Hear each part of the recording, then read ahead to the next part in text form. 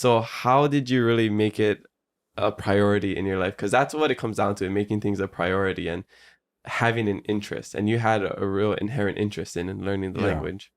Well, again, everything kind of boils down to trying to figure myself out. And so when you do that deep dive into yourself and, kind of pinpoint what are the aspects of me that I gotta work through, one of them was identity. And then identity had um, cultural identity and ethnic identity and then Mm-hmm. the linguistic identity that I was carrying. How was I raised to speak and what were the words saying in that moment?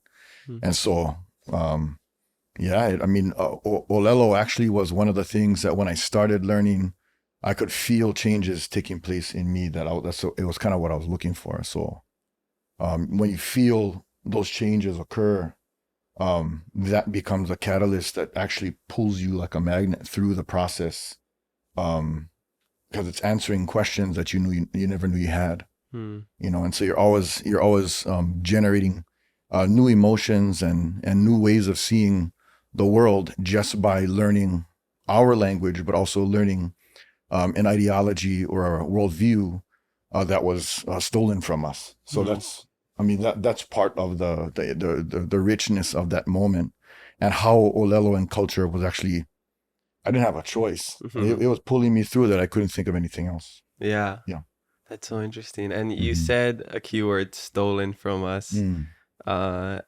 When, at least for me, speaking anecdotally, when I was young, I didn't really feel the gravity, the weight of like our language being stolen, our culture being ripped away. Because I didn't grow up with Hawaiian grandparents. Like nobody told me the stories of them getting beaten and not being able to hula and whatever. My grandma's Korean, she got her like made her Korean skincare on and stuff. So, like that was my childhood with her robe and her hair stuff, like the little rolls in her hair.